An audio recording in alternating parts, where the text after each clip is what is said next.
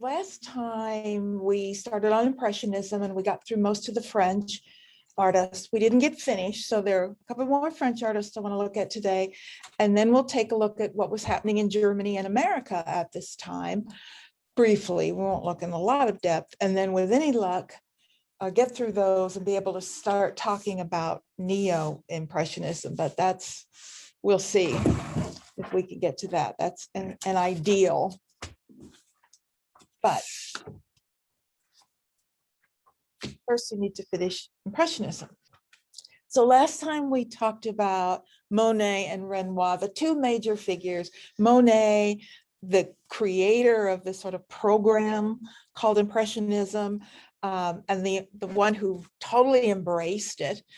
Renoir, who briefly went through sort of the circle of Monet and in the 70s embraced that, but then moved beyond it. The third person I want to talk about is really unique. He's a very important individual, and that's Camille Pissarro. He was the oldest of this circle and the most influential of all of them. And he was influential largely because of sort of who he was, his own personality. He got along with everybody, and I can't say that about any other artist in this group. All of them had problems with somebody or other, we're always in fights or, whatever. But Pissarro just got along with everybody, and that made him a really important figure that tied a lot of artists together.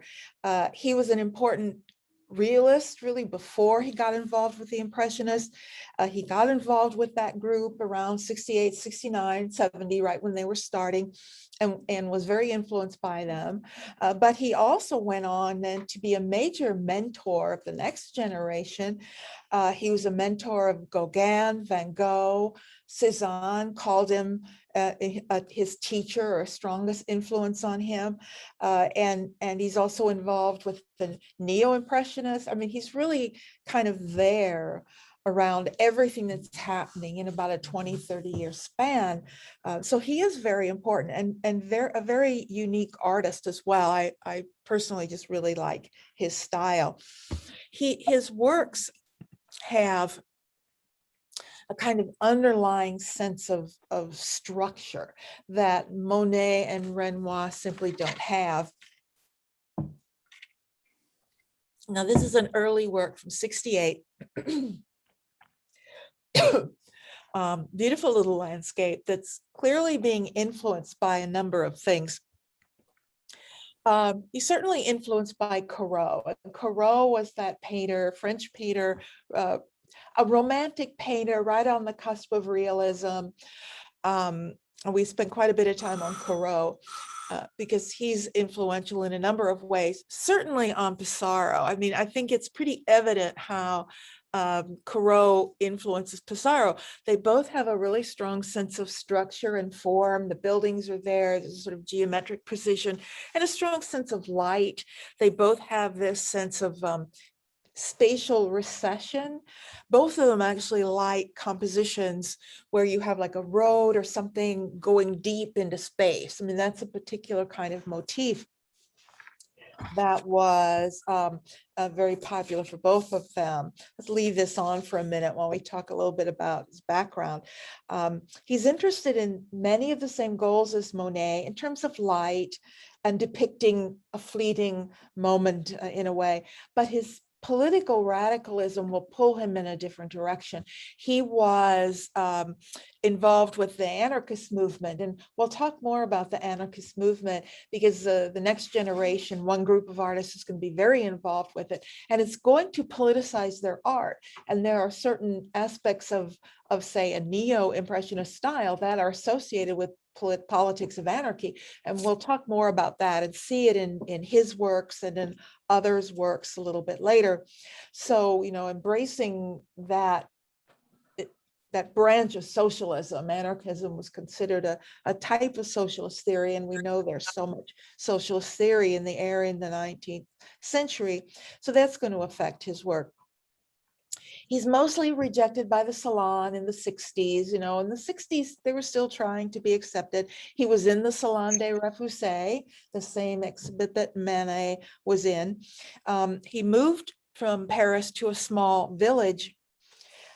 He was actually born in the Virgin Islands, which at that time was a Dutch province. So he actually held Dutch citizenship. And that affects his work as well, as we'll see, but it allowed him to travel. He moved to a small village, met Renoir, who lived there, and that's when he got involved with the Café Gerbois circle. Remember that cafe group? Pissarro is part of it, even though he's really older than many of them. Before this, he had been doing outdoor sketching, but they're the ones who talk him into really painting outside, plein air, working completely outside. And it's interesting to see how he relates to Monet. This is an early Monet, 67. This is not plein air, and it's not fully an impressionist like brush handling yet, but they're very similar in their way they're using light and other things. So the Hermitage at Pontoise. Pontoise is the little village that he lived in, and Renoir lived there as well. So he's dealing with real light, aspects of real light, but that's not a plein air painting. None of these are plein air paintings at this particular time. Remember, 1870 is the Franco-Prussian War, when a lot of people had to decide, what to do, and many of them just left. So he just went to London, like so many of them did at the time. Monet was in London, the art dealer Durand Ruel was in London. So, this whole circle of French expatriates in London, and he met them at that time as well. After the war, when he came back, that's when he began to be more political. And I think that had a lot to do with his work. We see, now here's an interesting comparison with a slightly later Monet. Now this was the 67, before he was working plein air. And then by 69, remember we looked at Le Grand Fouillet, this is now full impressionism. He's working plein air. He's using, he's eliminated the blacks. I know it's kind of hard to tell colors, but now you see the difference that Pissarro is not there yet. He's not at that point. The color is different. When you work outside, your color is different. And when you're used to seeing it, you can recognize immediately. Yet some of the artists get very good at doing studio work that looks like it was done outdoors. Some of them get very good. So there's the Pontoise painting. It's paintings like this now from 73 where we see his socialist ideals coming through and his version of anarchism. It might be hard to recognize it at first, if you really didn't realize it was political. But whenever you see smokestacks like that in the countryside, there's something being said about industrialism. This is an industrial business. The smokestack is there. It's a little industry of some kind in the countryside. That is immediately a political statement. And it was recognized at the time as a political statement. You're saying something about industrialism and how it's blighting the countryside. The anarchists were very much anti-industrialism. They were very much about, going back to living in small villages, sort of ideal socialist utopias where you have no government, you don't need industrialism, which, they saw capitalism and its equivalent industrialism as what was sort of destroying society. So you can see that a painting like this, with the smokestacks and industry putting out this dark smoke, is going to be seen as political, and people knew that and read that in his work. So factories are becoming sort of obtrusive. Nature is in decline. There's not a lot of beautiful nature here. It's an eyesore. It's not harmonious in the countryside. That's the message. And we see this a lot in his work, where we have, signs of industrialism in the piece. This is the one that's in the Nelson Gallery. If you're familiar with it, this is a pretty good size, 44 by 65. That's about the biggest painting he ever did. And it's certainly huge. Impressionist, real plein air painting is much, much smaller. You're not going to find people working on a canvas this big outside. And there are very real reasons for it. Now, the only exception, of course, is Monet. What comes to mind is, well, then how did Monet paint those giant water lilies? Well, he controlled the environment. He had trenches dug in the ground so that they could go below ground. He had the ability to control his environment. But if you're just an ordinary artist, you go out somewhere with like some 6 or 7 foot canvas, that's just not going to work. Number one, the wind is going to blow it over. There are no easels big enough to really handle it. Yeah. What do you mean he went below ground? He dug a trench and lowered the canvases into the ground so that he could reach them, because they're big canvases. And therefore, because it was on his land that he controlled, he could, go where the wind wasn't or block the wind. I mean, he could control his environment in a way that you can't if you just go to a park. You're just stuck there. He stood right on the ground, and then the canvas was lowered. Okay. So that then he could raise it as he worked on different parts of it. Because he was outside. Right, because he's working outside. The other thing, he had to just face the other problems, which are, wind and things blowing in the air and leaves getting stuck on your canvas and bugs flying into them. I mean, these things happen constantly when you're working outside. And until you try it, you don't realize it. This is not a plein air painting. It's number one, it physically couldn't be. Number two, it obviously looks like it's not. Yeah. You just said something. Are there artists who have their stuff in museums today with bugs in them? Painted over? Not 19th century artists. I'm just going to leave it at that. When you get into the 20th century and later 20th century, there's all kinds of stuff on canvases. Yes, some intentional, some not intentional. But 19th century artists are not going to. They'll pick the bugs out. Yeah. I mean, you just didn't do that. It's not a 19th century thing. It's very much a 20th century thing. I mean, you'll see cigarette butts. Oh, wow. Well, have you ever looked at a Jackson Pollock?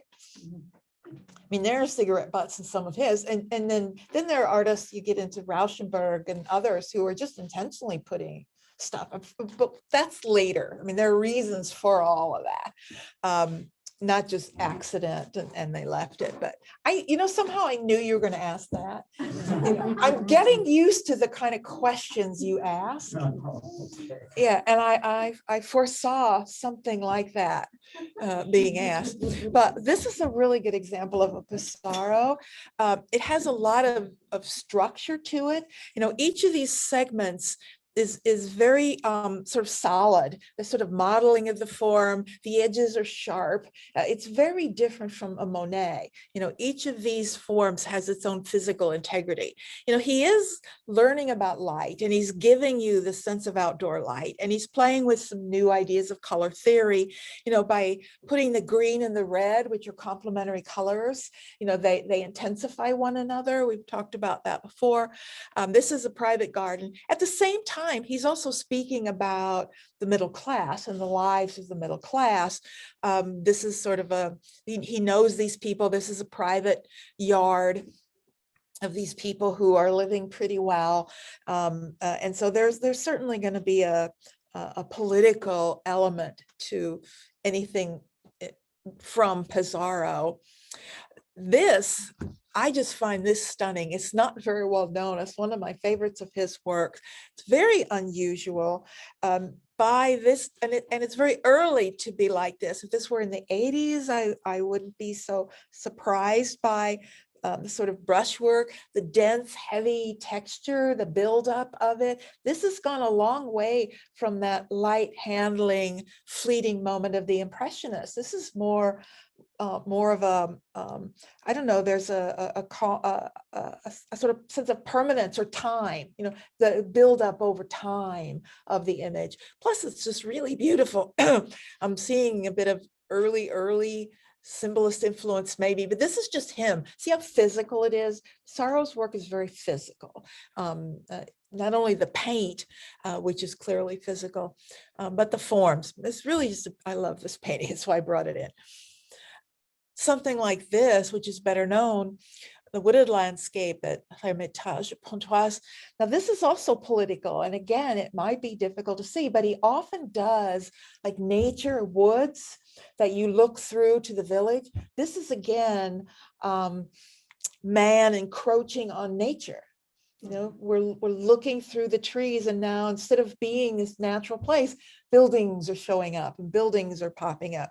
So, he certainly intended it to be seen that way, and people were getting used to it. By the late 70s, there's this decreasing sense of the sort of immediacy, and the things that drove Impressionism early on are beginning to disappear, and people like Renoir are going off in their own direction by that time.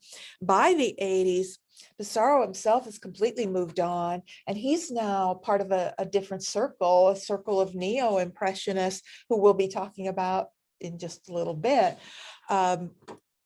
Who are working in a very different way, never working plein air, working very slowly.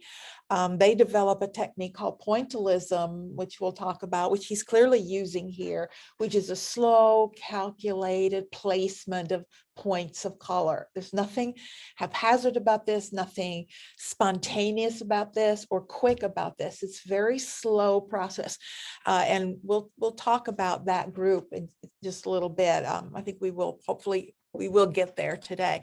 They're the ones that were anarchists. I think virtually every member of that movement, including the art critics who wrote about them, were all politically involved with the anarchist movement in the 80s, which was sort of the height of that movement. So it's his most political, and you see in his work as he's moved on to work in different ways. The kind of color he's using here will also be so associated with that group of artists and their political stance that for a while in the 80s, color itself will be seen as political. Anyone who works with a lot of bright colors will be seen as having sympathies with the working class. There is a logic there, which we'll get to in just a little bit. There's a reason why people made that connection. But in the 90s, he had to violate his own political beliefs, and he hated doing it.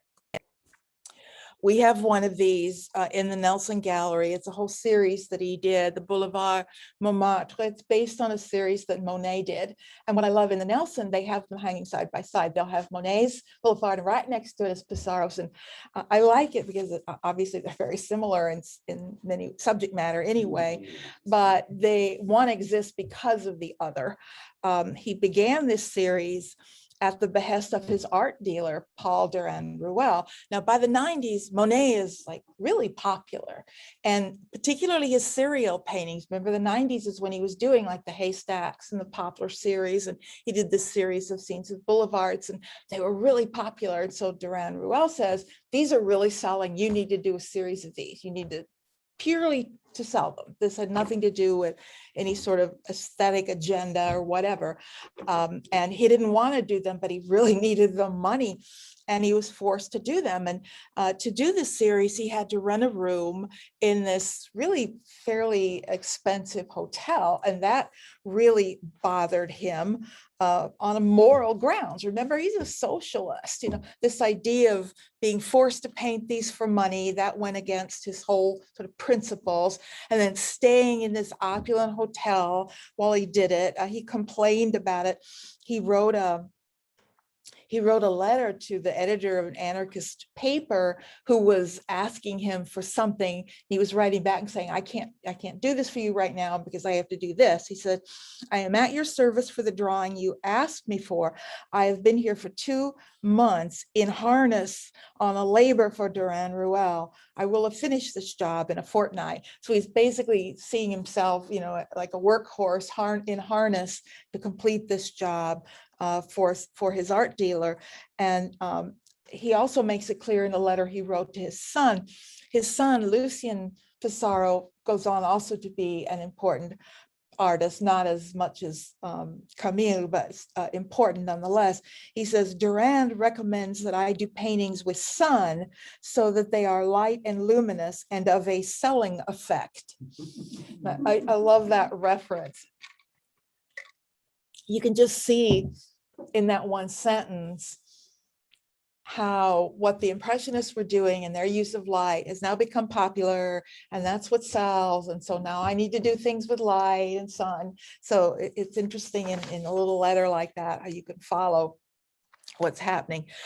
He did his last painting trip in 1903 and caught cold and contacted blood poisoning somehow. I don't really know the details, but in the end, he was a great guide and teacher and mentor. We're going to see his influence over and over again when we come to these post-impressionists and other artists, even other impressionists that we'll see today. Gauguin called him one of his masters, which is something, because as you'll see, Gauguin gives no credit to anyone for anything. He thinks of himself as the pure genius who invents everything, Mr. Ego. And Cézanne also signed himself at once as a pupil of Pissarro, which was also a real sign of respect, that he didn't actually respect a whole lot of people either. So that's an important point. I want to take a look at 2 women artists who are part of the circle. Berthe Morisot, a French woman, and then we'll look at Mary Cassatt, an American woman who briefly was sort of exhibiting with them and part of the circle. Let's say something about women in general. First of all, this part of the century, the second half of the 19th century was very good for women in some ways.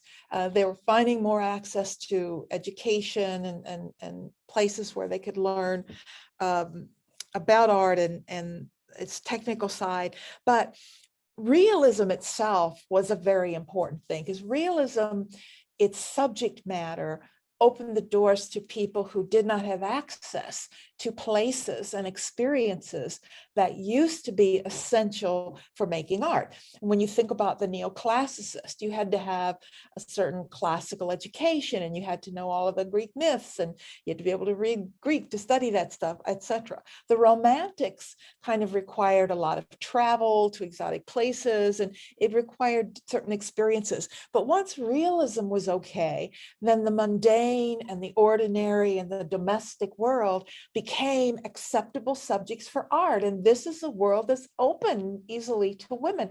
And so you find a lot more women working in the realist tradition, because that did open doors for them. She studied at the Académie Julienne, and I've mentioned some of these earlier academies. Académie Julienne becomes really important after it's founded. Founded by Rudolph Julien. He had generally about 600 students, at any given time. That's a lot as an alternative to the official academy. There were several sites around Paris. It wasn't just one, and it was open to women, and it was open to foreigners. These are people who had a hard time getting into well, women couldn't get into the official École des Beaux-Arts, or the official school, and foreigners had a hard time. So you would find these studios at the Académie Julienne was filled with Americans and women and all sorts of other individuals. So that was also an important moment in time. And also, unlike the earlier Swiss Academy that we talked about, which really just offered models and a place to work. This was really structured like school. They had classes, and you could study the figure, and you could study composition, and you could study color. And he hired some of the same teachers that taught at the official école would come and teach at the Académie Julienne. So they were getting just as good an education.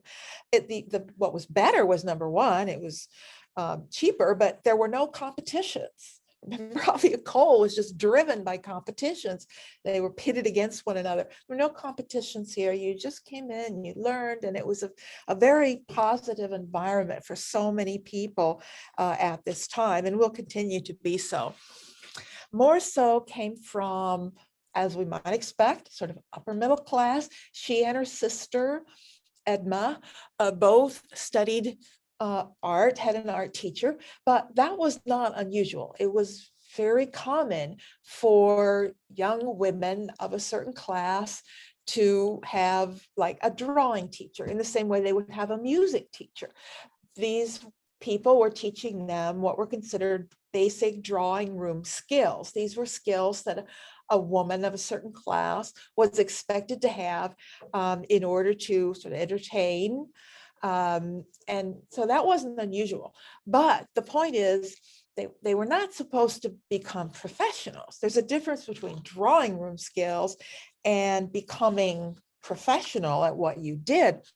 And some of you may remember this from the earlier class, but one of their drawing teacher, the two sisters' drawing teachers, actually wrote a letter to their parents and told them, you better stop these lessons because both of these girls are getting too good.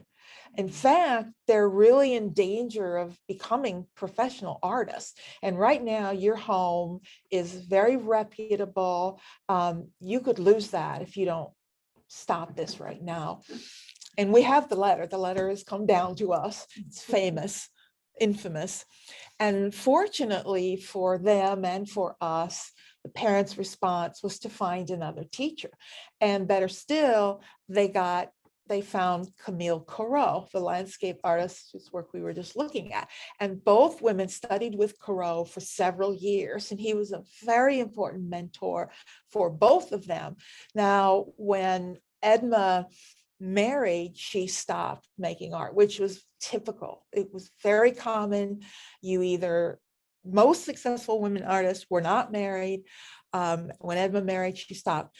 Bertha, on the other hand, was very fortunate because in 1868, she met Edouard Manet, the artist we looked at earlier, the realist, and they both had a considerable influence on one another. And through him, more importantly, she met his brother, Eugene Manet, and married him. So her husband was the brother of a very important artist. He understood art. He was very supportive. And you don't usually find that. You're not going to find husbands who are supportive of women artists. It just didn't happen. But she was very fortunate, and she continued to work all of her life, except for a very short period, after her daughter was born. She didn't work for maybe a few months, but other than that, and she had the support and access to a very important artist and a circle of artists. In fact, she is the one who encouraged Manet to begin working plein air, to begin working outside, because she didn't go to the cafe and meet with the circle there, but she did know them. She exhibited with them. She exhibited in those so-called Impressionist exhibitions. But I think it's also important that we don't think of these women artists necessarily as like feminists or taking a stance, because they're not necessarily doing that, but they are expressing a worldview that is different. Yeah. Do you think the Nelson has any of her work? That's a really good question. I'm not sure. I think one. They probably have drawings. They have not necessarily on view. I think there's one of each one of them there. Are there very many outstanding? I mean, yeah, I think so. where are they? we're going to see them here. Where their galleries are located in, I'm not Yeah. sure. I have to check it up. One thing we never actually learned was museums where things are located, because they move around all the time. Things move, next year it may be in a different place. So I don't, some things I know if I'm familiar with the museum, if I visited it, but I don't always know. We always have to know where architecture is located and where large sculpture is located, because those generally don't move, although there are exceptions even of that. But I'm going to show you some beautiful work of hers. She doesn't get the respect the men got. There's no question about that. But find me a woman artist who did. There's no woman artist out there that got the respect that men got. Not before the 1970s. Not before the actual feminist movement of the 1970s. It's not going to happen. And that didn't necessarily change the past. Just because that happened doesn't mean now it has rewritten the past. We've discovered a lot of women and understand and appreciate them. But that doesn't mean museums are going to change the value of their art.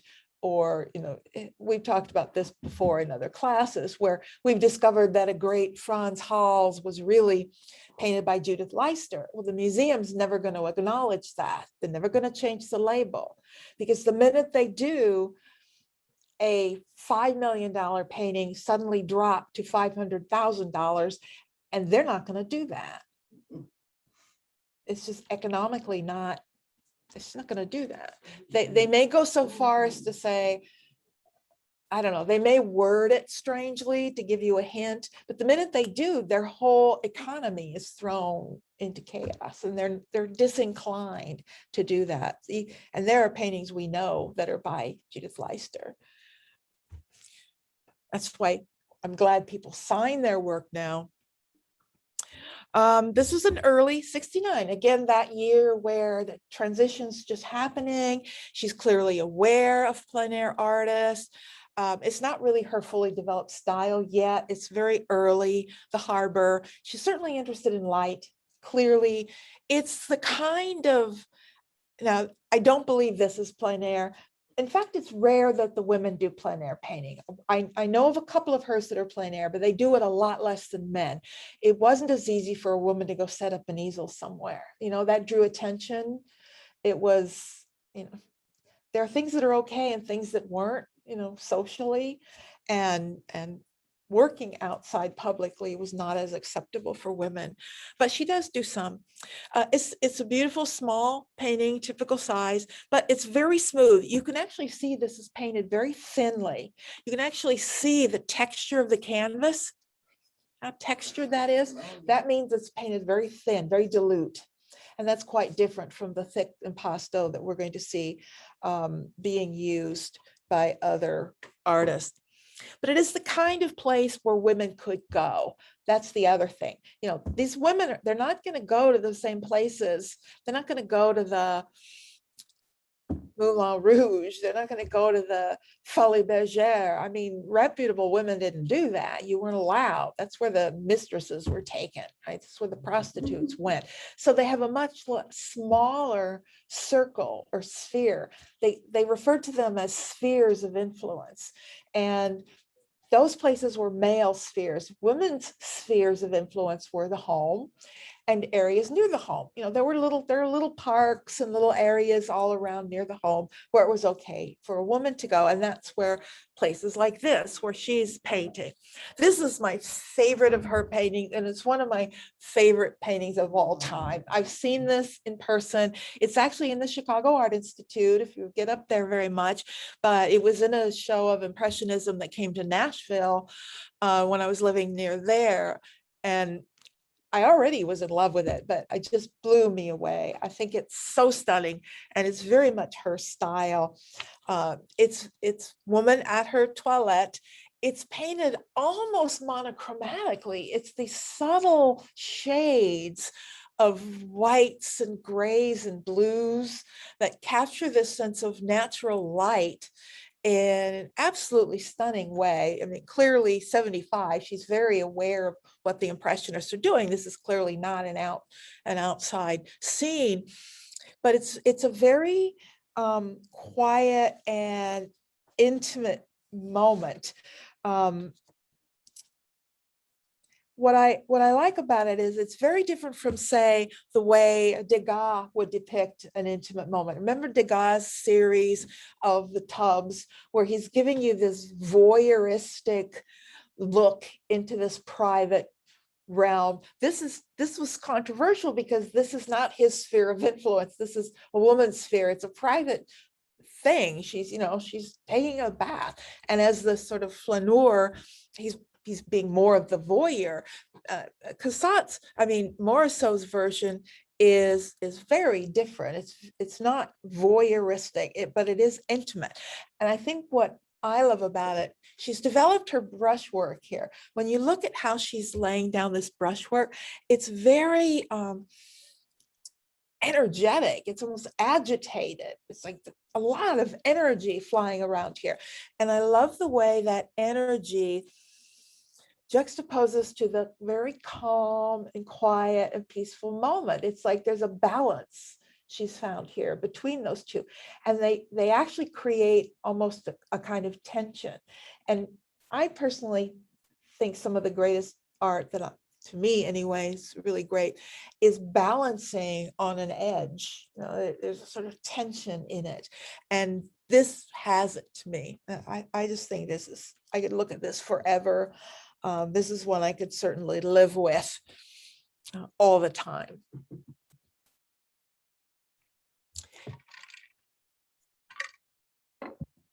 She's also known for doing domestic scenes like this, interior scenes. It's her typical agitated brushwork, which is not like any of the other Impressionists.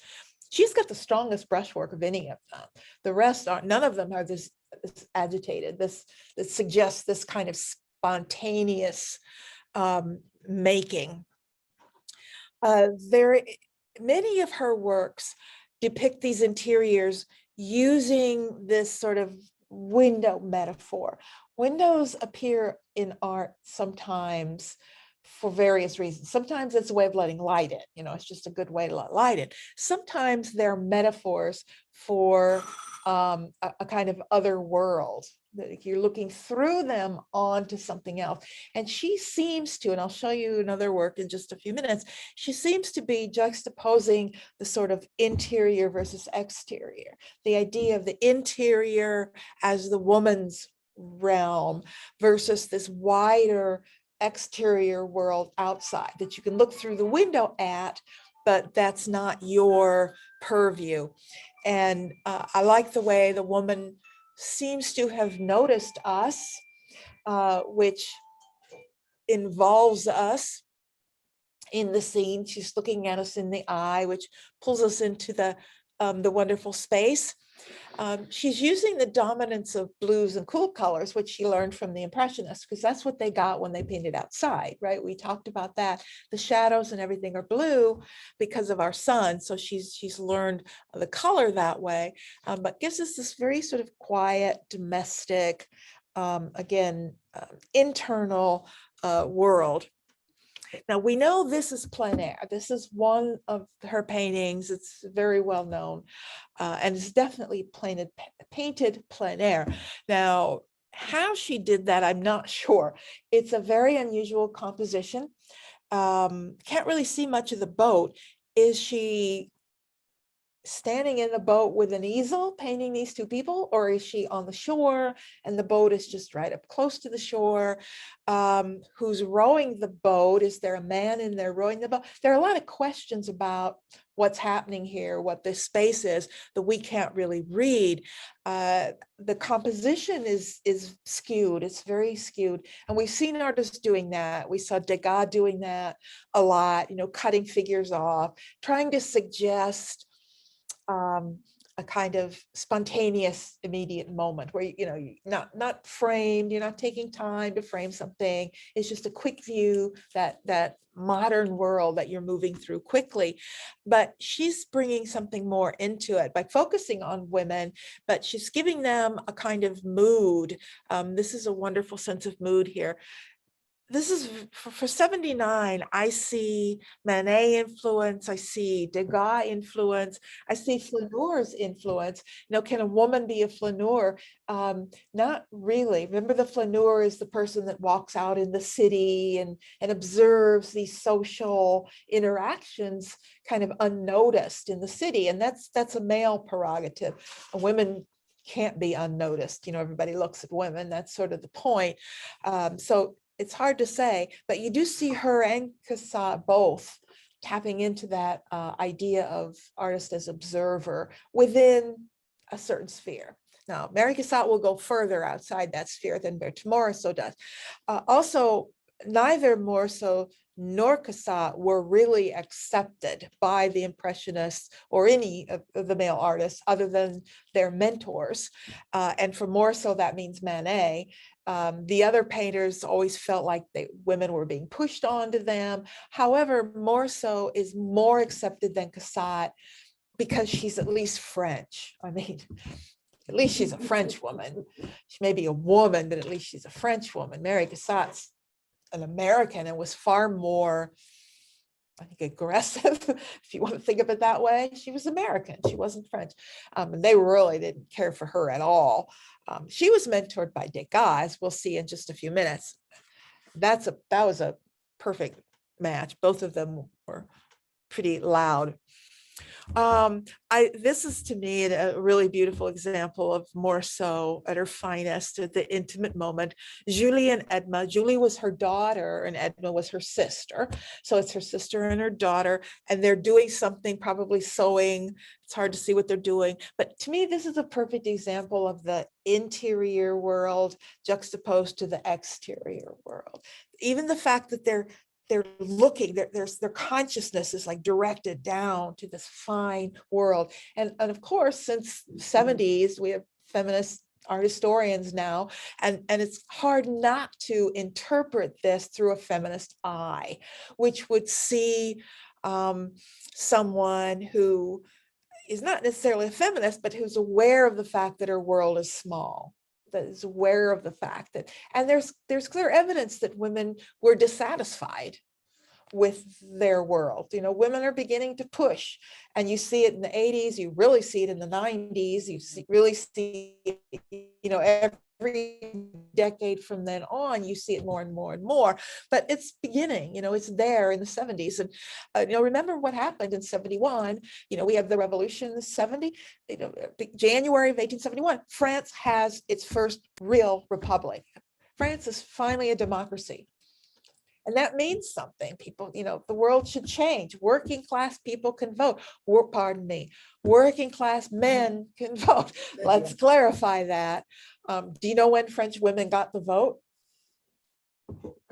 Shocking.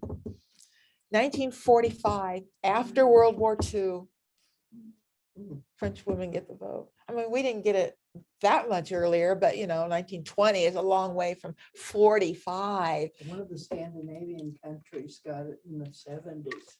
1970? Yes. Now that shocks me, because I would have thought Scandinavian countries would be more progressive. Wouldn't you? Yeah.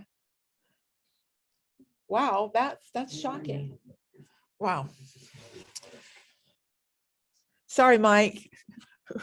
I didn't say nothing. No, I know, but I feel guilty, like, all the women in the room and all that. You are a token male.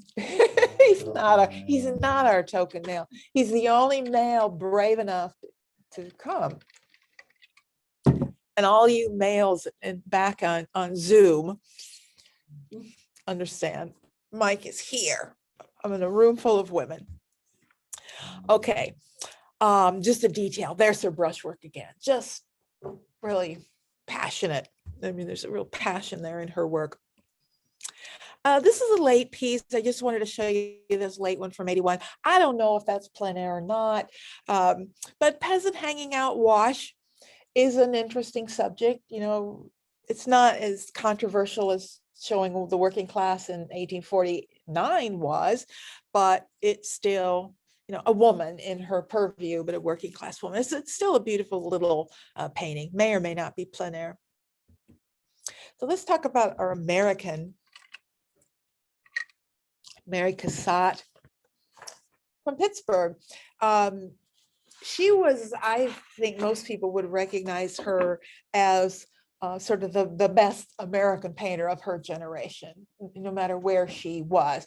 And she was, by the 90s, she was immensely influential in this country. When she came back, all the artists here knew Mary Cassatt. So she became a very important figure.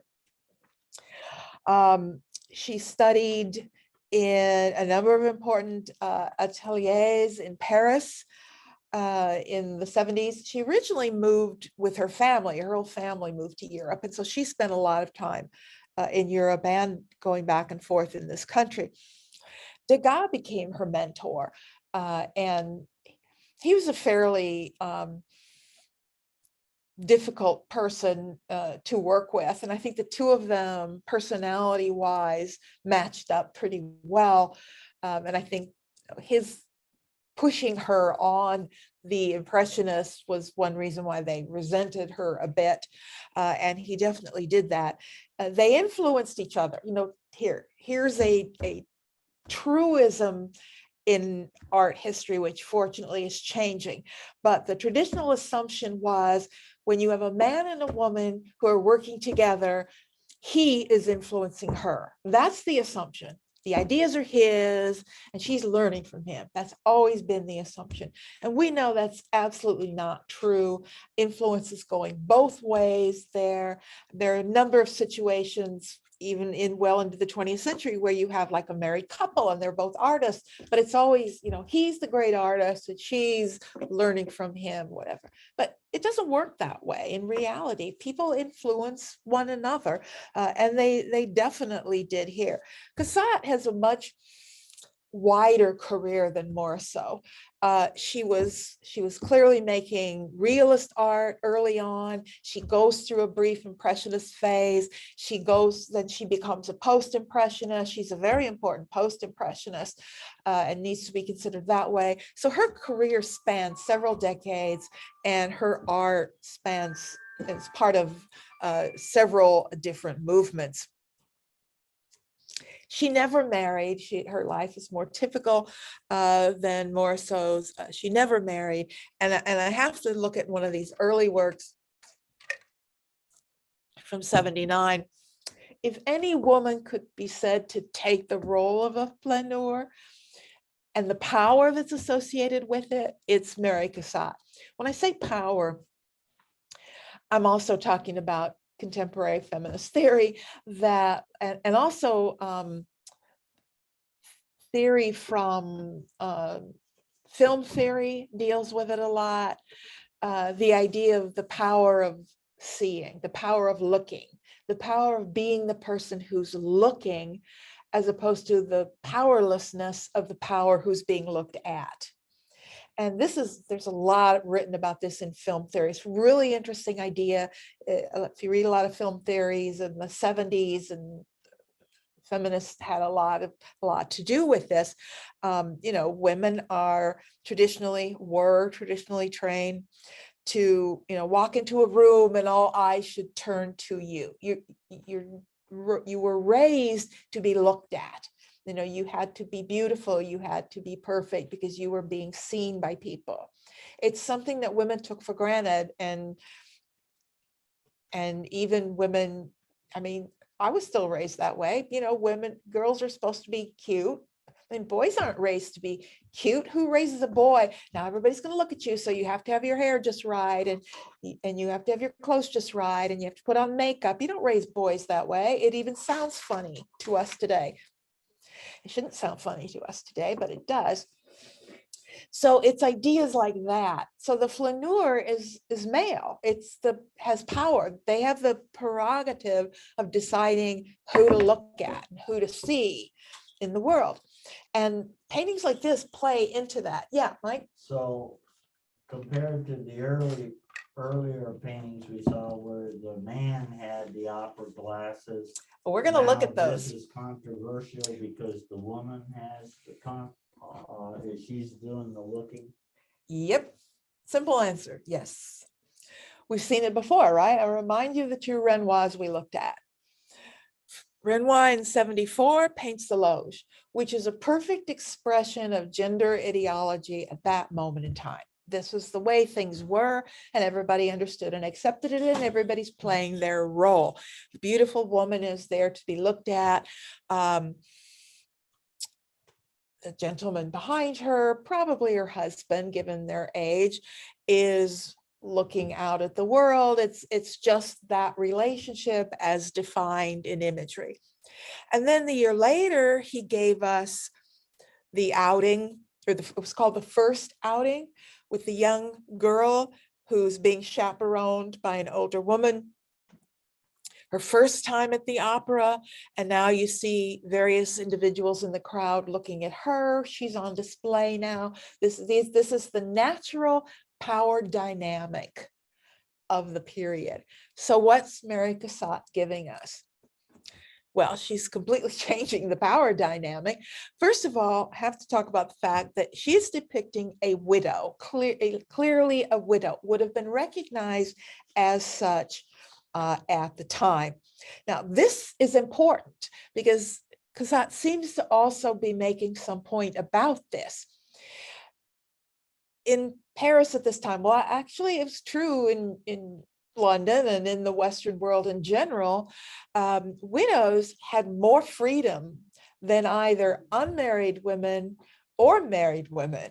Widows were given a certain freedom. They didn't have to have chaperones. They typically were the chaperone. They could go more places unaccompanied. There was a real freedom in widowhood. And you see that, I mean, if you read 19th century literature, or even see like old films that are about it, there are a number of cases where women were quite relieved to be widows, because a lot of them weren't in that happy marriage anyway. I mean, you know, they were just matched up with somebody, and they're thrilled when they get to be widows because now they've got the freedom they never had before. And so that freedom, she seems to be commenting on that, because not only is she there without a chaperone, she's picked up the opera glasses and she's looking. I mean, this is a real power statement, and people knew it. People were outraged when they saw this for two reasons. Look at the guy that's leaning clear out with his opera glass. Yeah, well, he's about to fall out. He's so That's amazing. He's going to fall over the balcony because of what he's seeing. But he may also fancy her a bit, who knows, but he's shocked, whatever, he's shocked by what she's doing. Yeah, I love that. Yeah, very much so. But they were outraged for two reasons. Number one, that a woman was picking up the opera glasses, leaning forward in a kind of powerful way and taking control, but that this was also painted by a woman. I mean, put them both together and, you know, all hell's going to break loose. What more can you say? Pigs are flying, and, you know, the world is not what I thought it was, because of what you're seeing here. If a man had painted that, it would be less controversial, but it would still be somewhat controversial, but less so. And what I love is she's using this color. This is Renoir's color. We talked about that last time when we looked at him. He uses this salmon-y color everywhere. I think she's making a direct statement to Renoir in this painting. And it's a very good example of something we're going to see later, more common in the postmodern world. And that is where one artist or work of art is having a conversation with another artist or work of art. You know, postmodern artists, we're going to see, is very much about a dialogue with the past. It's a conversation with things that happened before. And I think that's what she's doing here. I think she's very intentionally referencing Renoir. She's taking the conversation and she's making a statement. This is a very good example of the dialectic process that defines the avant-garde. Remember the thesis, antithesis. Renoir says this, Cassatt says that, you know, and they're going to go head to head. That's what defines the avant-garde. And I think she's being very avant-garde here. A very important woman. And I think you can see why women love her. Even this sort of speaks in that same dialogue. This is her version of a woman in a loge. Now, this is her sister, but it's a very different depiction of a woman. First of all, it's that's a mirror behind her. I know it's kind of hard to tell what you're seeing, but you can see her reflection. So the wood wall behind this couch thing is really a mirror that's looking on to the outside world. But this woman is very active. She's very individual. She's an individual person. It's a real portrait of her. She's interested in what's going on around her. She's sort of participating in the world. She has character and individuality. We're invited to actually see her and know her as a person. This is not some anonymous object to be looked at. Now, am I reading into this somewhat? I can't help it, you know, I'm who I am. Yeah, I am. Well, she looks happy. Yeah, she looks happy. She looks in control. She doesn't look like she's posing for someone. She's someone who went to the opera because she likes it and she's happy. She looks like she's had her hair cut. It's all yeah, it's all up in the back, all pulled back. Yeah, she's a very interesting person, but it's hard not to read this as the way we just all interpreted it, because that's how it looks to us. And you know, at the time, I'm not sure they would have seen it in quite the same way we do, as quite as free and different, but then they wouldn't be inclined to, they wouldn't want to. She's best known, of course, for all her images of mothers and children. And she also worked in pastels. Remember, Degas worked in pastels, those sort of powder, chalky pigment sticks. And you can see it here. She does a number of these. These are the sphere of women. I mean, she doesn't have her own children, but it is still the world and the sphere of women. It's not only women who are doing pictures of women and children, men are doing them as well, because there's another influence coming in that I'll talk about in a moment. Paintings like the pastel painting that we just saw, and now this painting, which is an oil painting, both of these are very influenced by Japanese prints. We've talked about different artists being influenced by Japanese prints. Mary Cassatt is very directly influenced in a number of different ways. And I want to show you this, and then we'll look at another work by her in a minute. This print on the right by Harunobu. Remember, the Japanese prints started coming in shortly after 1850, 1860, and they all have certain stylistic characteristics. There's a flatness to them. There's a point of view in which the ground is tipped up. So there's no horizon line, it's tipped up. They tend to read as very flat because there's no modeling, there's no shadows or highlights. So everything is very flat. And they're also constructed out of shapes of different patterns placed next to one another. So it's pattern next to pattern next to pattern. And we see all those characteristics sort of absorbed into works like the one on the left, where it's very flat. There's really no sense of space or depth. There's some modeling here, some shading, but nonetheless, it's overall quite flat. When we see works like this, you really see it here as well. The ground is tipped up, so you're getting a skewed point of view. Now, this is late, this is 92, so there are all sorts of other things factoring into this. The post-impressionists have been working now for quite a while. Cézanne is working. There's his influences in here with the floor tilted up and the multiple points of view, which we'll be talking about in another week or two. Pattern on pattern on pattern. At the same time, it's an interesting parallel to Degas, like her mentor who introduced her and did the Tub series. You know, he's also got a strange point of view. You're kind of looking down, also influenced by Japanese prints. Remember, he had the most unusual compositions. You'd see a sharp corner of the room with the floor tilted up and all those sorts of things. Those were coming from Japanese prints. Here, the strange shelf, or is it a dresser top? You know, the angle is not the same angle as you're seeing the floor. So you're seeing things at multiple points of view. The picture on it, you're seeing almost from the side. So you're actually seeing from several different points of view in the scene. Those are all coming from both Japanese prints and also the work of Cezanne, who, as I said, we'll be looking at later. So that is our friend, Mary Cassatt. Now let's see very briefly what's happening in other parts of the world. I have a question. Yes, Wasn't she Manet or Monet's cousin or related? well, to them? she was, no, she's not related to any of it. It's Morisot, who was the sister-in-law of Manet. Oh, But she's not related to anybody, any artist there.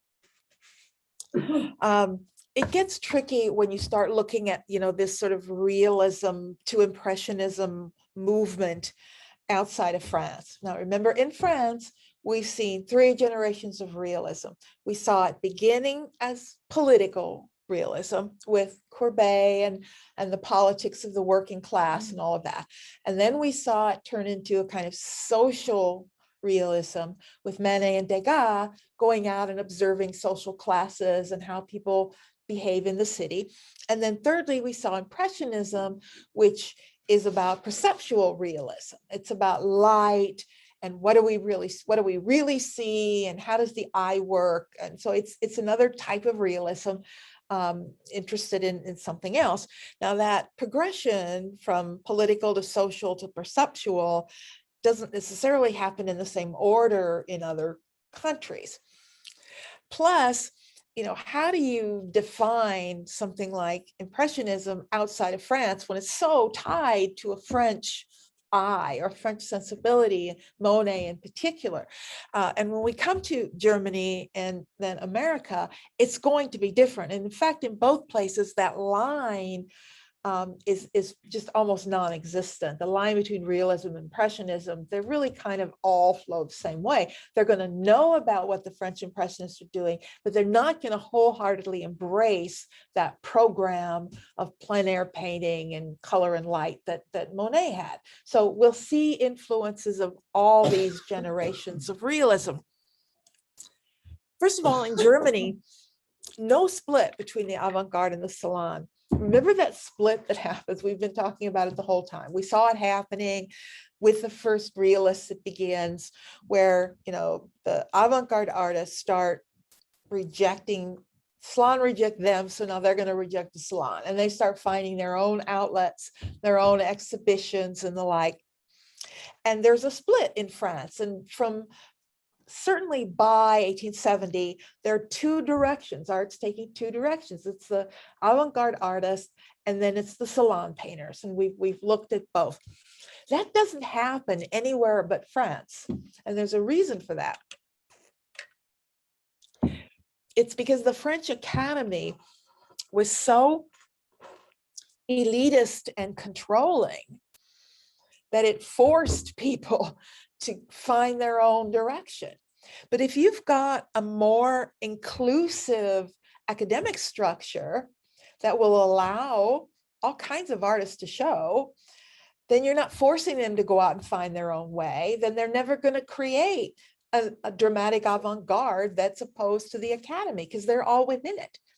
And academies are born all around the world about the same time, all around the Western world about the same time.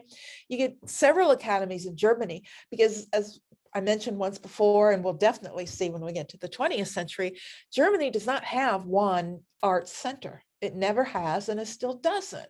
You know, France did, Paris, that's it.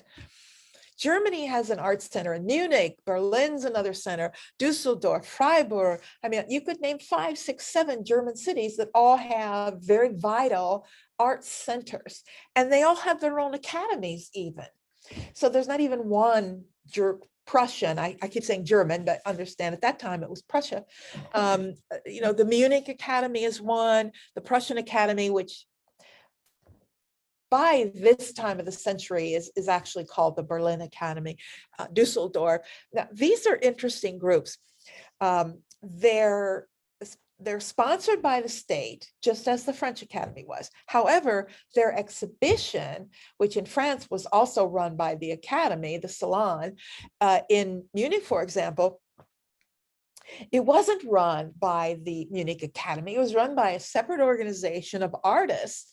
The Genossenschaft was a group of artists who ran the exhibition, which meant from the beginning, it's more, that's really kind of like a cooperative. It's like an artist cooperative is the closest thing I can think of. It's like all the artists form this group and then they decide who's in the exhibition. So of course it's going to be more inclusive. Also, even the exhibition spaces and the openings, which were very formal in France, big deals. We've talked about the Salon and how important it was in society. These were much more populist events. In fact, when the exhibition opened in Munich, they would set up a beer garden and they'd have bands in and people would sing and dance. I mean, this is not the elitist space that you saw in Paris. It's a whole different environment. So it didn't put people off. It didn't force artists to go out and rebel. There's no rebellion at this time. There will be a rebellion coming up in the 90s. Everybody's going to rebel against everybody. That's a 90s thing, but not at this time. So they're not developing an avant-garde. It's all sort of happening together. Also in Germany, things are different. Simply because of the influence of Biedermeier style. And we're not gonna, I didn't even write this down. I only decided like at the last minute to throw in a couple of Biedermeier paintings to show you.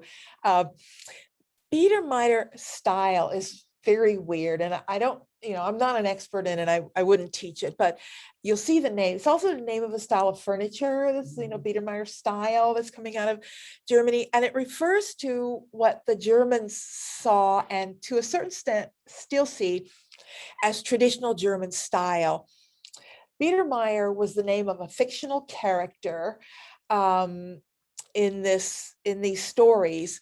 And he was this middle-class guy. That's where the name comes from. Biedermeier painting is very conservative. It tends to be a lot of domestic interiors, very quiet, very popular with the middle class. It's actually the kind of painting that, in the 1930s, when Hitler banned modern art in Germany, which we will see in the spring, what he wanted to bring back was basically Biedermeier painting, because this was German. This was good German paper painting, where all that modern stuff was seen as foreign. So you see, when we look at some of that sort of Nazi art, that's it. I mean, it could have been done in the 19th century. But what that means is the door was already open for realism long before there was a movement called realism, because this is a kind of, sentimentalized look into a private home. It's realism, and it's being done in Germany long before anything like this was being done in France. It was revolutionary in France. That's why it started as political. But, this painting on the left, for example, domestic interior. So we have a painting world that's much more heterogeneous to begin with. I want to first look at a couple of things by Adolf Menzel, and that's a portrait of him. I love that. If he's not German, I don't know who is. I mean, that guy could be from nowhere else. I mean, it looks like every photo of my ancestors that I've ever seen, with the beard, they just look like that. But that doesn't mean he was really like that. It's just a scene. And that's not his, it's not a self-portrait. It's a painting he did. But I love Adolf Menzel, and I particularly love this painting. This is stunning for 1845. If someone showed me that, if I didn't know the painting and I didn't know Menzel, and you just showed me that painting with no connection, I would have identified it as being from the 1940s, not the 1840s, because it reminds me a lot of Edward Hopper, who we'll look at in the spring, whose works are very like that. And this is 100 years earlier. Even in France, you wouldn't, I mean, this is the closest French art to this is Degas.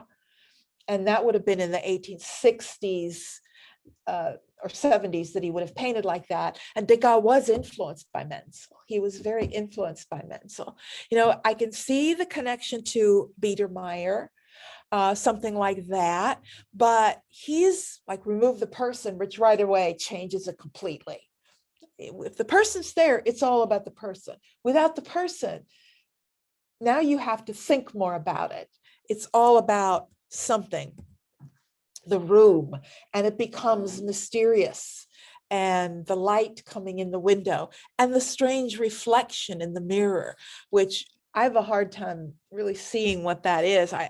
It's a chair or a couch, and I think that's just the back of the chair, but it's sort of odd looking. But it's all about the light, the mood. Now, remember, Romanticism begins in Germany, and it's a German movement, and I think there's a romantic element to this, but it's also very much about light in a way that's not being done in France yet.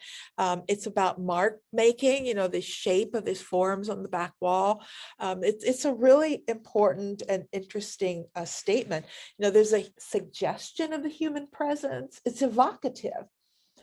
At the earliest, I would have said 1890s, because it's similar to what some of the symbolists are going to be doing in the way it's evocative. It's evoking something. It's making you think about things that aren't really present, most definitely, but very forward thinking for him at this time.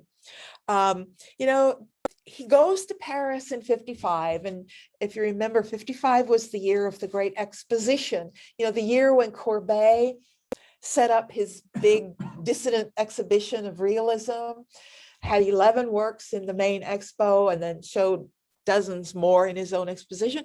Well, Menzel saw that. He saw the official salon, but he also saw Courbet, his exhibition of realism, and that had an influence. Too early to see real Impressionism because it didn't exist, but he's certainly being influenced by everything he's seen at the time. It's a French park, it's afternoon at the Tuileries, but certainly not plein air, but it's foreshadowing. You know, there are things in Monet is not going to be too long, 2 more years. He's going to be painting an Impressionist painting, and he'll be interested in how light falls like this, and he'll be painting it outdoors. Yes, I know my connection's unstable. Thank you. But, you know, very forward looking. See, German art is following in its own path, its own sequence of ideas. Some ideas are starting much earlier that don't show up in France until much later. It's a whole different world happening there. This is the one he's known for more than anything. I think I called it the iron mill. The newer name is the iron rolling mill. Clearly, Courbet has triggered this. Courbet's images of the working class.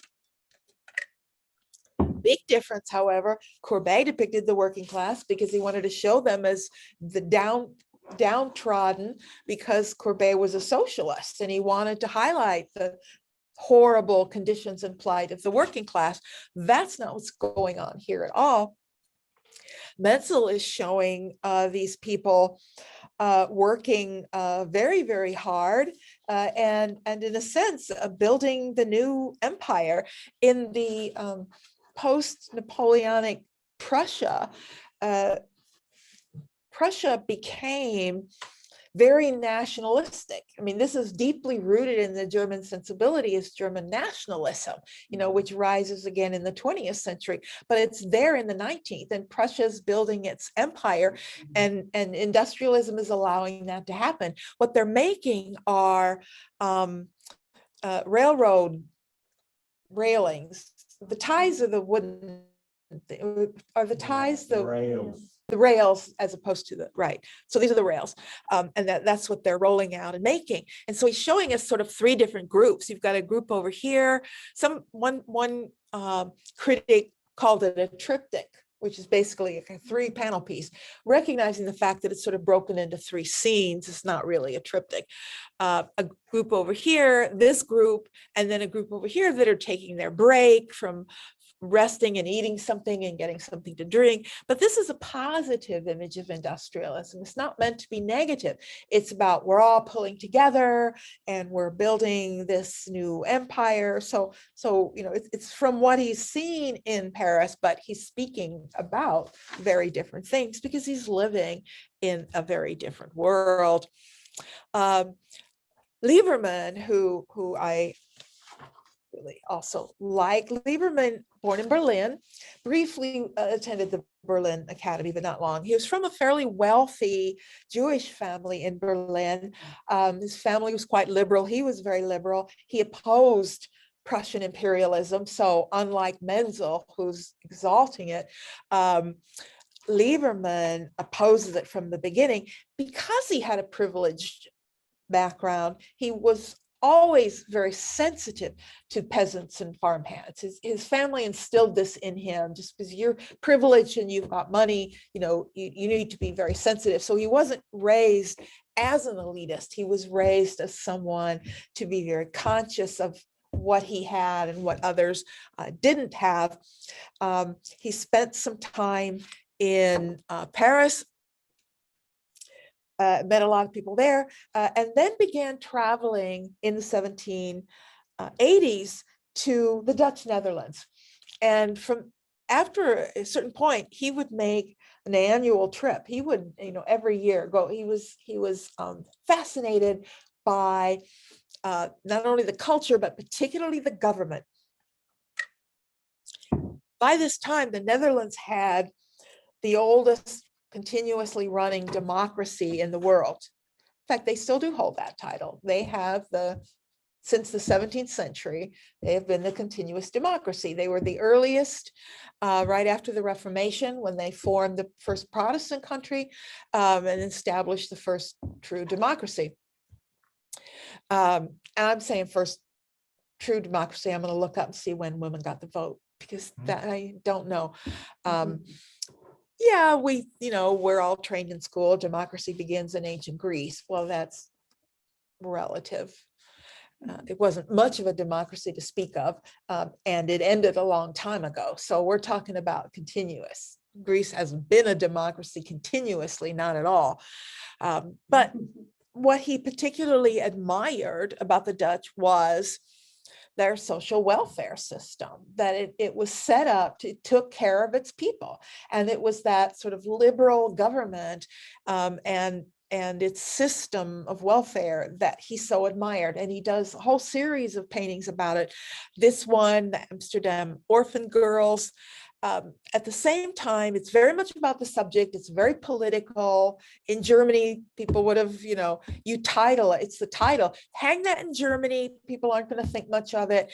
Put the title on it, Amsterdam Orphan Girls, you've just made a powerful political statement in Germany, because you're immediately putting in someone's face a political system.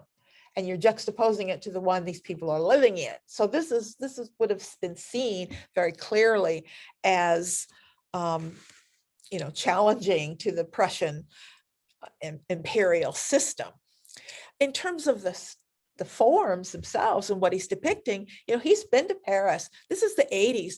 He's not only seen all of the French impressionists and realists, he's seen a number of the post-impressionists. He's giving us this wonderful sense of naturalism and the light. He's giving us this wonderful, recession into space, pulling your eye back. He's creating something very atmospheric. I mean, you really feel the light while you're feeling these sort of industrious young women. And this is another one that was a very well-known foundation of St. Stephen in Leiden, which is again a welfare society, appears to be for perhaps older people. I tried looking it up, couldn't find too much about it because I don't think it exists anymore. But it's the same sort of idea in terms of what it is. He's less of that dappled light. It seems to be more sort of uniform lighting overall. Were these plein air paintings? I don't know, and I don't think there's any way to know unless he tells me where he stood when he painted it, and he never told anybody. He certainly, you know, you usually don't see plein air paintings with a lot of people in them because people aren't going to stand there and pose outdoor. That doesn't mean he couldn't have stood there and painted the building and captured the light and then went back to a studio and painted the people in. You know, it's hard to say, but painting plein air was never like a rule the way it was for, say, Monet. I mean, to him, that defined it, but it was never a rule. So let's take what we want, we'll take what we've learned, how light hits, and then go from there. So picking and choosing. Now, in America, it's more complicated in America. A lot more people working, people need to go to Europe. The 19th century, Americans were studying in Europe in large numbers. Early on, they tended to go to Germany. When we looked at romantic landscape painting, we saw like Bierstadt, for example, who studied at the Munich Academy early on. But after the Académie Julienne is founded, we start seeing people going to Paris and more going to Paris and finding access. There are a number of organizations. There are many other organizations than this, but these are some of the more important ones in New York. There's another important center in Philadelphia, which is where Mary Cassatt came out of. But in New York, first, the National Academy of Design. This goes back to like those Hudson River School, Cole and others. The Society of American Artists broke with them. That was like Frederick Church and that group. And then the artists we're going to look at, the 10 broke away in 98. 1898 is, well, the late 90s is important. That's when we get all of these so-called secession movements, and we're going to encounter them later when we get to go back to Europe and look at the symbolists and others.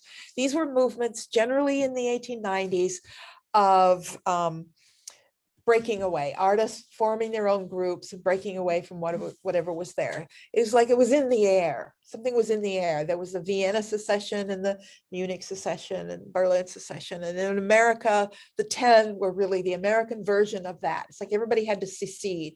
It was part of this building up to the end of a century. So we'll look at the 10. Their real name was 10 American Painters, what they called themselves. We just call them the 10. And there were 10 of them. And it was like the French Academy, you know, somebody had died before somebody else got in. And that did happen. But I just want to look at two artists who are members of the 10 and one who was independent. And that's Child Hassam. I've always loved his name. It's not his real name. His real name is Horsham, which is actually an Anglo-Saxon name, but he loves the fact that it sounded exotic. And so he just sort of played on that and went by Child Hassam, even though it wasn't his real name. He's known by that. We have a number of his works, really nice ones, at the Nelson. The one thing that I see more than anything at the Nelson is too many people don't bother going upstairs. You know, they'll just stay on that first floor and look at Europe. But man, go up those stairs. We have an incredible American collection. It's one of my favorite places to draw up there because there's nobody there. You know, it's a great place to sit down and draw because you won't get disturbed the way you do, but you're missing so much really good American art. So check it out. I'm going to show you some things. This is an early Hassam. Now, he had been to Europe. He had done a tour of Europe, but he hadn't been there to study art yet. And that's clear when you see this. This color, this dark, gloomy color. There's nothing French in here at all. And he studied in Paris, rainy day Boston. But, you know, in the 80s, he is definitely aware of what is happening at this time. I'm trying to check a date here. That's why I'm looking through this. There's one date I want to find. what year. Here we go, let's see. No, I can't find it. It was in the 80s. The art dealer, Durand Ruel, who was the art dealer for the Impressionists, was in contact with some group of American artists, and they made an arrangement for him to bring over some European art to show in America. Now, the Americans believed he was going to bring all the Barbizon paintings because he represented those early Barbizon painters. But instead, he came over with Impressionist work, which the Americans had never seen and was really shocking in the 80s. I mean, they were old hat in Europe by the 80s, but Americans hadn't, in large numbers, hadn't seen Impressionism. And they were very shocked by it. So he would have seen Impressionist art, but he's not using any of their colors at this time. But it's very much a realist painting. But everything changes once he gets to Europe.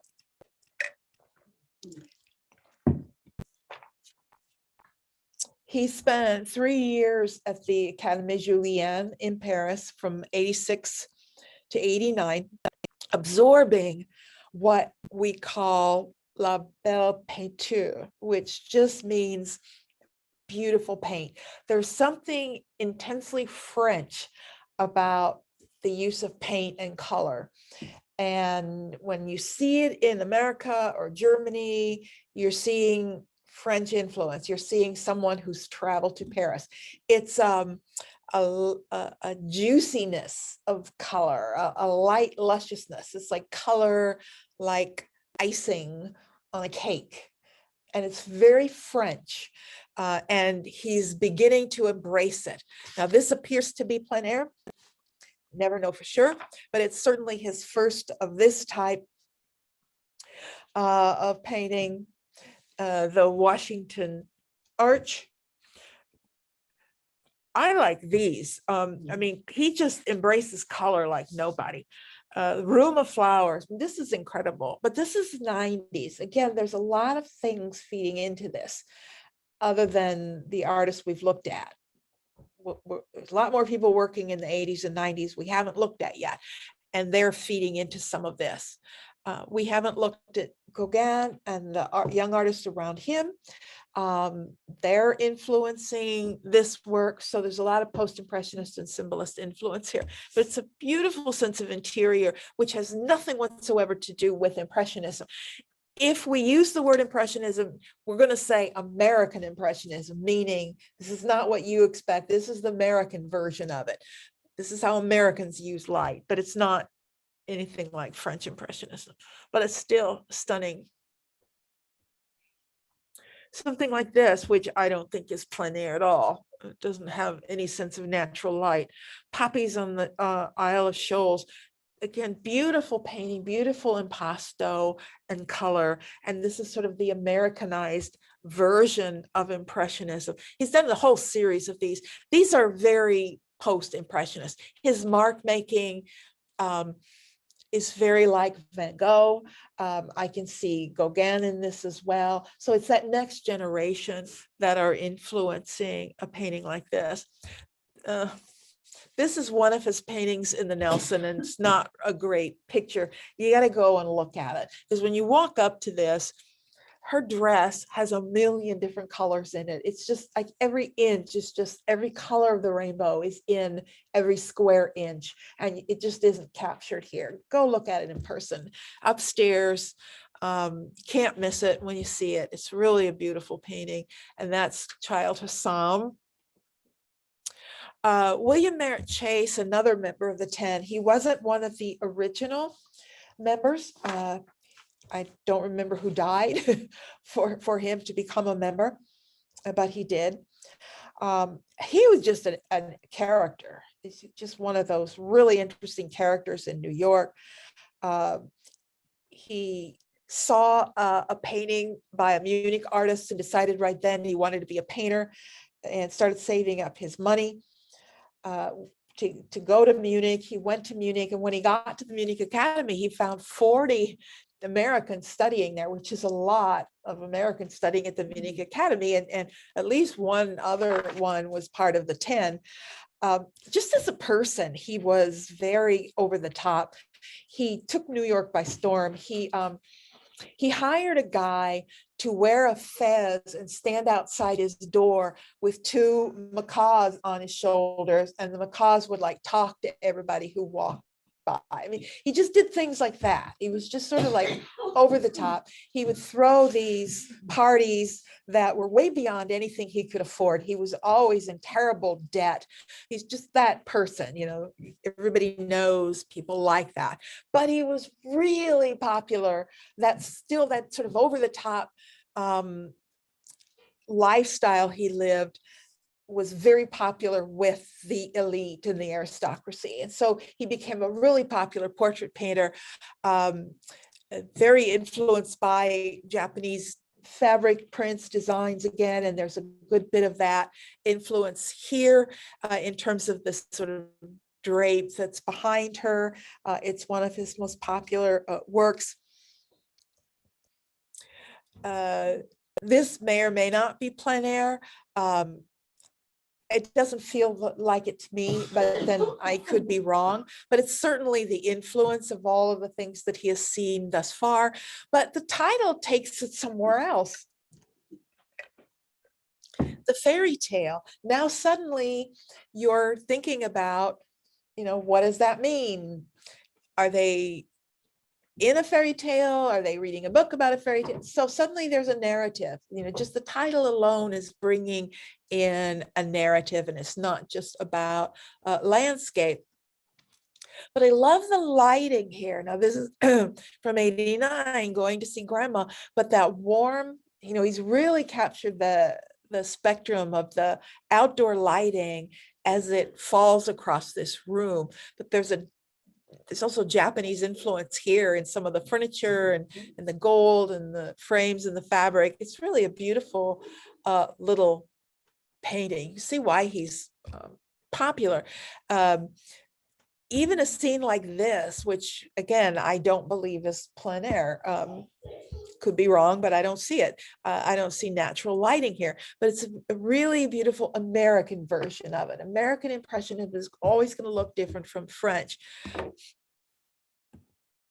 mean, look at this compared to Monet. You know, when you're outside, you're going to get sharp, harsh shadows. You're going to get a different kind of light, a different color of light, and different shadows. And it's just not the same, but it's beautiful in its own way.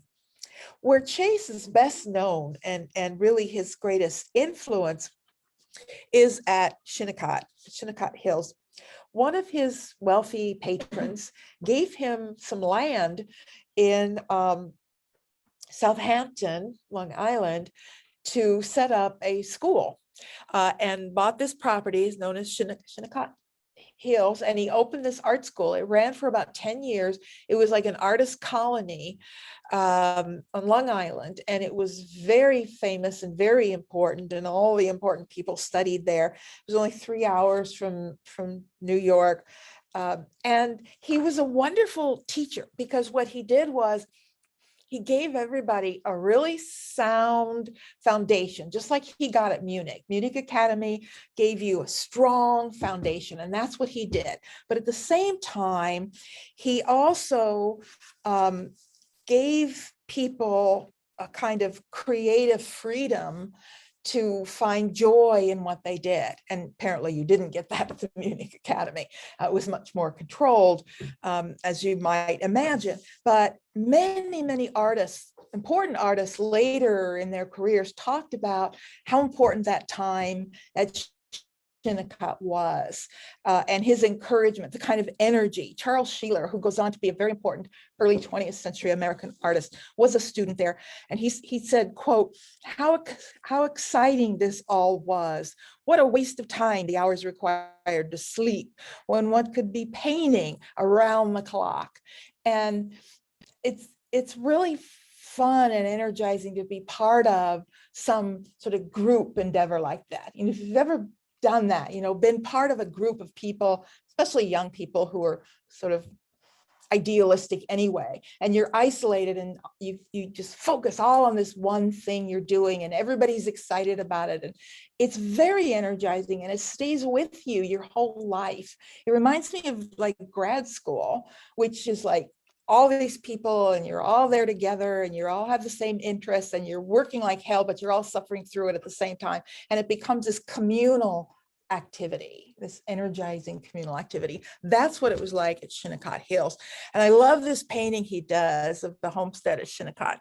It's a beautiful painting, very loosely painted. I mean, that's what Impressionism is bringing. People may let go of the plein air and they let go of the accurate outdoor light, but they're not going to let go of the rapid mark making and the sort of energy that went into working in that way. And that's what we're seeing here in this painting. And lastly, John Singer Sargent, who was not part of the 10, but one of America's most important artists of this period. Sargent actually spent most of his life in Europe. You know, some people might want to argue he's not really an American painter because he spent so much of his life in Europe. He was educated completely in France and went to the actual École de Beaux-Arts. He was one of the few Americans who got in and really spent much of his life there. But he travels back and forth Europe and America and eventually settles in London. But I like this. It's a picture of his studio with his most notorious painting that we're going to look at, called Madame X. I just wanted you to see a sense of the scale of that painting. This is the painting in color. This was not a commissioned painting. He just did it on his own, though he did finally convince the woman to sit for him so that he could get the portrait just right. Madame Gautreau is her name. She's French. This was scandaloso of the time. It was condemned by the sitter, although she honestly liked it until she read reviews of it. She liked it. And then when she found out it was scandalous, she turned against it. It was shocking. Do you know why it was shocking?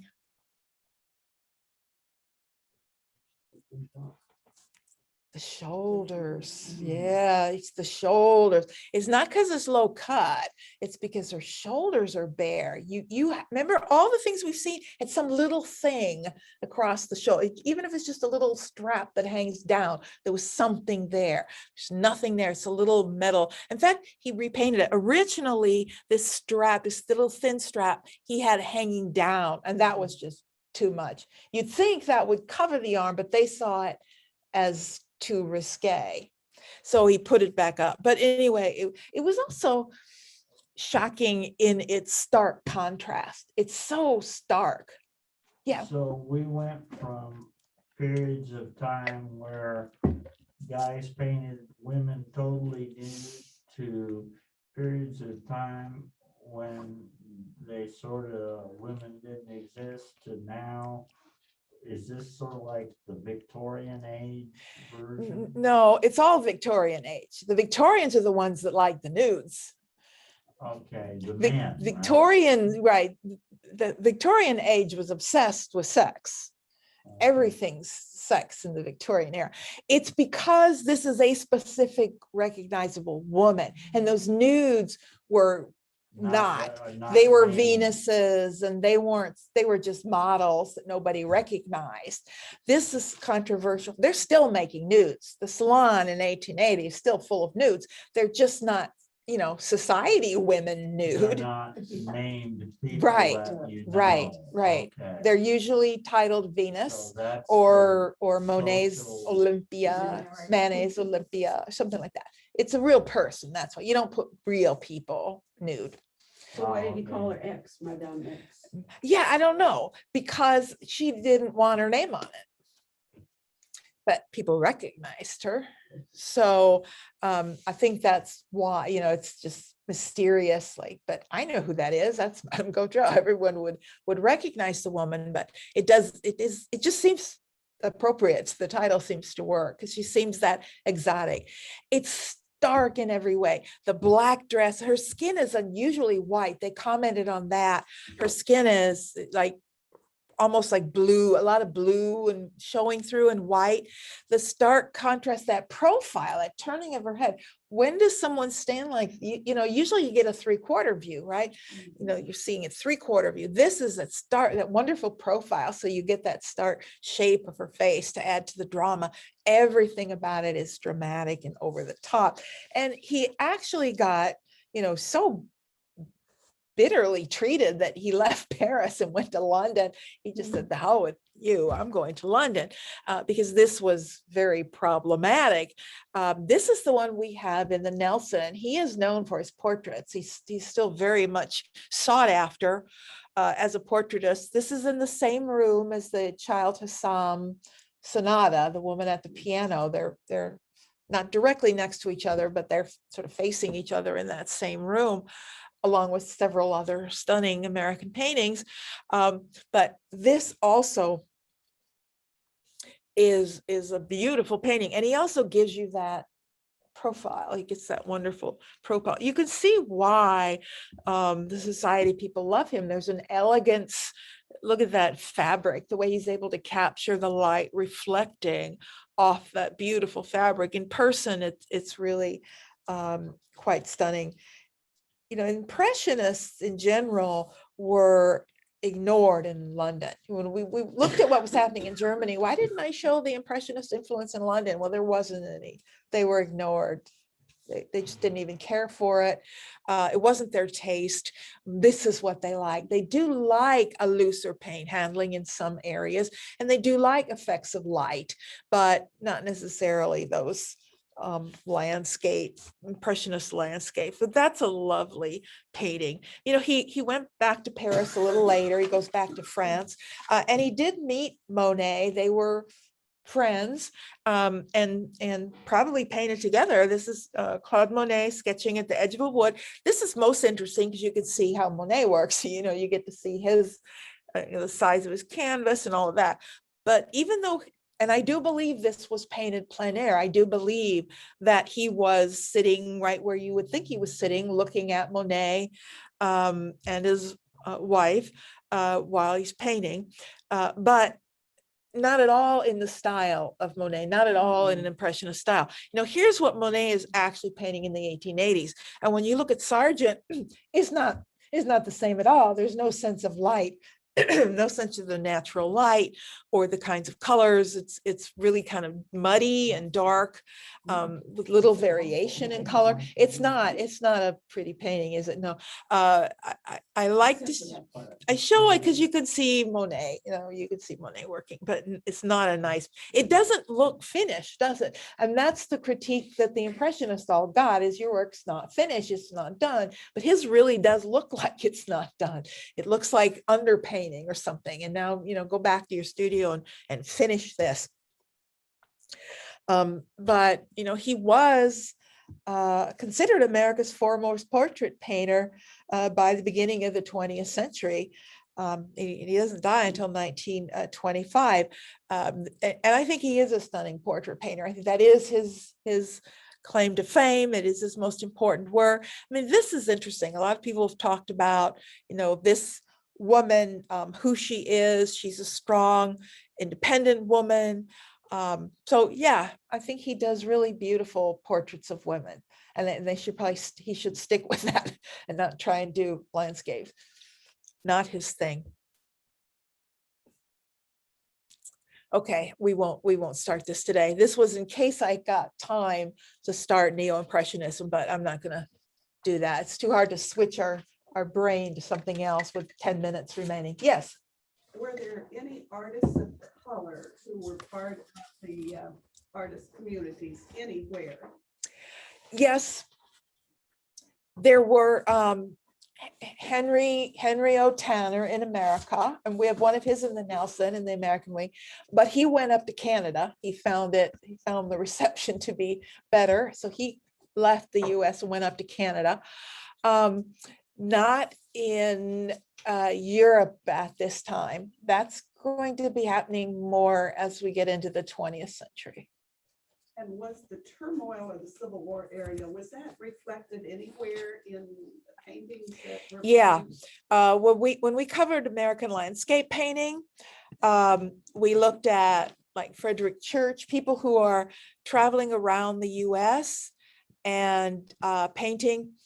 And Church was painting like in the 1860s, and he was definitely doing paintings. Not that, I mean, there's a lot of photography, of course, that dealt with this directly with scenes of the war, but Church was doing it sort of metaphorically. There were some scenes that were like sun rising over a new nation, you know, strange metaphors like that.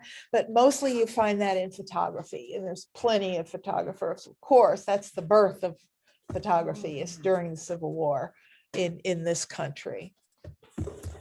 Do we have any other questions or comments from anybody? So I have a question. Yeah. Silly question, but would it be called plein air if the artist went out, pencil sketched, and then went back? No, it wouldn't, because that's what artists have always done. They've been doing that for centuries. Plein air is when you do the finished painting outdoors, because that is the traditional artist method, is to go outside, do lots of sketches, drawings, even do oil sketches. But then in the end, you go back to your studio under artificial light and you finish the painting. The big step was not going back to the studio, but leaving it in what most people saw as an incomplete stage or an early step, because many people were used to seeing, you know, oil sketches. They understood that you might go outside and do this in oil. And that's what Impressionist art looked like to them. But yeah, that was the big step. So you said that like London, they like a different style, and then Paris had various styles, and then Germany wasn't even united until late in the 18th century, right? Or after 18. The final unification, I'm not sure of. I'm not that up on German history. Did that, the influence of the audience drove which artists were successful in which area? Oh, always. Right? Always. Success is defined by who buys your art. Right. So in London, you know, they were largely huge market for scenes from Shakespeare. In fact, like Boydell's Shakespeare Gallery, there were several galleries that just specialized in scenes from Shakespeare. But the visual arts were not really the art form of the British. The painting is secondary in Britain to literature. Literature is their art. Okay. They have Shakespeare, they have Milton. Painters were always seen as secondary, not as important. And so in the 19th century, the true Victorian era in London, the most popular paintings were scenes from Shakespeare, scenes from Milton, and they even had their own galleries. So that dominated the sort of academic world of Britain. We already, and along with landscape, you know, we did look at a lot of British landscape. Landscape will continue to be important in Britain throughout the whole 19th century. And along with that, a lot of but not Impressionist landscape, Turner's, you know, Constables and others like that. You had like two in America, Philadelphia and New York City. Those were the two main centers in this then country. in Germany, you had multiple. Right.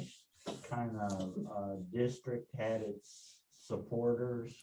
Yeah, there were different. Well, we'll see when we get into the 20th century, we'll deal with that more, because there is clear Munich style, there's a clear Berlin style, there's a clear Dresden style later. So we will get into that, but they do develop different styles, and they're really clear by the 1920s and like around World War I and shortly after, those different German styles. The German expressionists, even before World War I, developed different styles.